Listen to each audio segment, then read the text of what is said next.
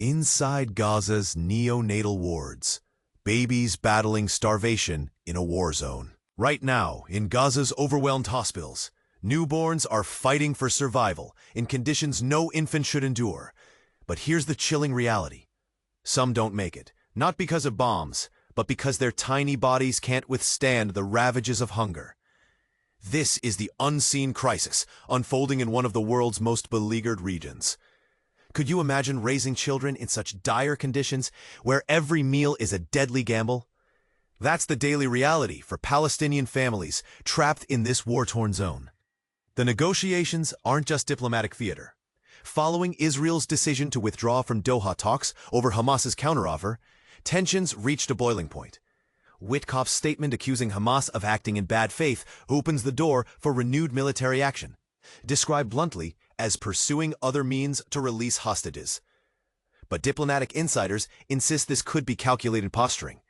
A U.S. source revealed Hamas proposed releasing 200 key prisoners, up from 125, and adjusted territorial terms, while mediators considered these tweaks minor and progress toward peace.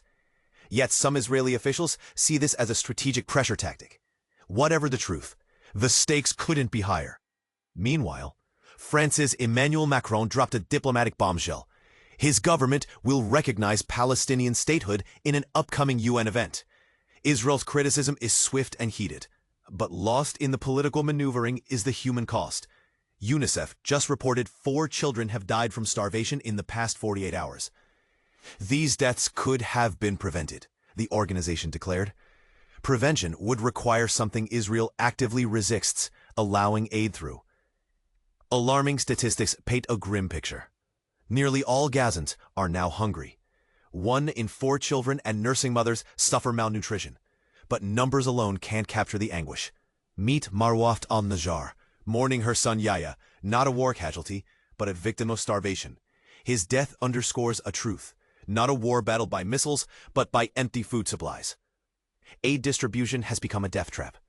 Over 900 Palestinians were killed waiting at humanitarian sites in recent months. Survival necessitates risky scavenging, as seen in the story of Karam Sobh. At 35, he dumpster dives scraps to sustain his 8 children, every mouthful of water a precious commodity. His extended family battles the impossible, feeding 8 young mouths while dodging danger at every meal. Health officials confirm at least 115 Gazans, mostly children, have perished from hunger since the conflict began, a quarter in recent days, and the situation is worsening per UN warnings of mass starvation. Neonatal wards mirror this crisis, overwhelmed by infants struggling with malnutrition in conditions that blend clinical care with hotel catastrophe. Amid this devastation, could Macron's diplomatic move shift the tide? Or is it another empty gesture in a policy landscape dominated by military posturing? The answer remains unclear. But this much is certain. Until aid flows freely, babies will continue to battle against hunger's odds in Gaza's neonatal units.